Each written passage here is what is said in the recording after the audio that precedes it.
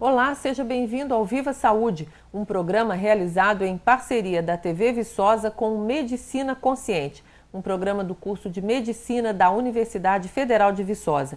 No programa de hoje vamos falar sobre um tema muito doloroso para quem tem ou convive com ele. Há pessoas que nem gostam de falar esta palavra, câncer. Mas este programa existe mesmo para debater assuntos difíceis e esclarecer dúvidas, valorizar profissionais e mostrar que muitas doenças podem ser evitadas com prevenção. Será que o câncer pode mesmo ser evitado? Existe cura? Como agir nestes casos, aqui na nossa região? Para falar sobre isso, a nossa convidada de hoje é a médica oncologista Luciana de Cássia Martins Costa, do Hospital São Sebastião. Doutora Luciana, muito bem-vinda ao programa. Obrigada, Leila. Como eu disse aqui, esse é um assunto muito doloroso para muita gente. Você deve ser uma profissional que lida com a dor, com a morte, mas também com a esperança, né? Com eu acho que a gente tem que... A gente lida com coisas boas também, tem pessoas que ficam bem, né? Melhoram dor, falta de ar, né? Então a gente tem também qualidade tem sucesso, de vida. qualidade de vida. Vamos começar explicando o que é o câncer, qual que é a diferença entre um tumor e um câncer, porque às vezes as pessoas recebem um diagnóstico, você tem um tumor, e aí já pensam nessa palavra câncer, né? Que é maldita para muita gente, mas nem sempre. Sentença de morte, né? E não é, né? Não é. Mas para a gente começar, o câncer é um tipo de tumor. Toda a doença que gera uma proliferação de células, a gente pode chamar de tumor. Mas existe o tumor benigno, que é aquele que não dá metástase, que não traz maior prejuízo para a pessoa, e o tumor maligno. O tumor maligno é um conjunto assim, com inúmeras doenças, são mais de 100 doenças, caracterizado pela proliferação desordenada das células. As células começam a se multiplicar e formar o tumor que a gente chama de câncer, o tumor maligno. E essas células podem sair do local onde ela iniciou, por exemplo, se for um tumor da mama, pode sair da mama, atingir outros órgãos. Essa é a principal diferença. O tumor benigno não, ele fica restrito a um local e não dissemina. Como é que você faz o diagnóstico se é câncer ou se é um tumor benigno? Tá. A gente pode ter uma suspeita clínica pelos sintomas muito forte, mas o resultado final a gente tem só com a biópsia. A biópsia é a retirada de um fragmento da lesão, né? Vamos supor uma lesão na pele que a gente suspeita que seja câncer. A gente tira um material, né? O cirurgião vai lá, colhe um fragmento e mandamos para o médico patologista fazer a análise das células. É através disso que ele vai poder definir se é um tumor benigno ou um tumor maligno. Então, assim, diagnóstico de tumor não é sentença de morte. Tem que esperar, tem que procurar médico, saber primeiro sem se desesperar. Exatamente. Quais são os cânceres mais comuns em homens e mulheres? O mais comum, tanto nos homens quanto nas mulheres, é o tumor de pele, o câncer de pele, que a gente chama câncer de pele não melanoma. Melanoma é um tipo de câncer de pele mais agressivo, mas o basocelular e o carcinoma espinocelular são os mais comuns, só que pelo fato de serem mais indolentes, são tumores que a gente trata com cirurgia e dificilmente dá metástase, não traz maiores problemas, as pessoas não comentam tanto, né? Então todo mundo fica surpreso de saber que o tumor de pele é o mais comum. E a seguir, para o homem é o de próstata e para a mulher é o de mama. E é mais comum e a partir de que idade no homem e mulher? É normal, por exemplo, uma mulher... Normal não, porque toda doença não é normal, né? É uma anormalidade. Mas é comum mulheres, por exemplo, terem câncer de mama antes dos 40 e homens terem câncer de próstata antes dos 40? Não é comum, principalmente homens, geralmente a partir dos 50 anos, mas principalmente a partir dos 60 anos. Agora, nas mulheres também a gente tem uma predominância maior a partir de 45, 50 anos. Mas a gente está vendo ultimamente que mulheres na faixa dos 20 a 40 anos está aumentando essa incidência do câncer de mama. Por que será? Eu acho que por fatores externos, sabe? Estilo de vida, como todo tipo de câncer, que está muito ligado aos hábitos da pessoa. Não tem uma explicação para isso, mas a gente tem visto cada vez pacientes mais jovens com câncer. Então, o nosso programa tem como principal objetivo falar sobre prevenção e atitudes que as pessoas podem tomar para evitar um tipo de problema ou doença, né? Câncer pode ser evitado? Você está falando que tem a ver com estilo de vida? Como assim? Por exemplo, no caso de um câncer de mama? Olha, o câncer de mama, a gente sabe que tem vários fatores associados ao câncer de mama. Ele não é o principal que a gente pode evitar, sabe?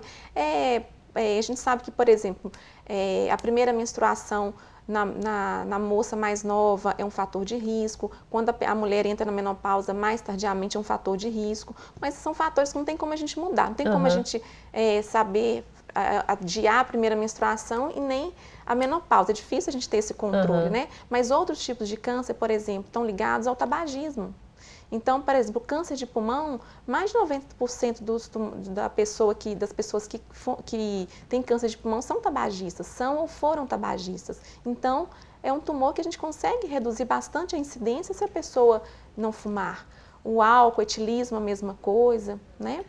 Temos também o câncer de colo de útero, que esse sim é quase 100% evitável, porque está relacionado ao vírus do HPV, né? Que hoje em dia a gente pode curar, tratar as lesões causadas pelo HPV no colo do útero e mulher nenhuma precisa ter câncer de colo de útero. Esse eu acho que talvez seja o câncer mais evitável. E essa prevenção, ela é feita de que maneira, no caso, por exemplo, do câncer de colo, que é mais fácil? De que maneira? Fazendo o Papa Nicolau todo ano? Exatamente. Fazendo Papa Nicolau. E se a mulher tem algum diagnóstico de alguma alteração, o vírus do HPV ele pode gerar alterações no colo do útero, feridas, que com o passar do tempo pode evoluir para um câncer se não for tratado. Então, através do Papa Nicolau, que é o exame o preventivo, você pode fazer um diagnóstico dessa lesão muito antes dela se tornar um câncer e tratar. E aí você nunca vai evoluir para um câncer. E no caso, só para explicar, o Papa Nicolau é aquele exame que toda mulher tem que fazer todo ano, desde sempre, né? Exatamente, é disponível nos postos de saúde, a equipe de enfermagem faz a coleta, é muito difundido na mídia hoje. Então, é muito fácil o acesso ao exame. No caso do câncer de mama, a prevenção é fazer o exame de mama a partir dos 40. Exatamente, a mamografia para uma detecção precoce. Não é que a gente vai evitar fazer uma mamografia, mas a gente vai fazer o diagnóstico do câncer numa fase extremamente inicial, quando ainda a mão do médico ainda não consegue palpar aquela lesão. E aí torna muito mais fácil o tratamento. Para qualquer câncer, quanto antes descobrir melhor? Quanto antes descobrir melhor. É assim, a gente trabalha muito com isso, fazer uma detecção numa fase inicial. No caso do câncer mais comum em homem, que é o de próstata, é evitável?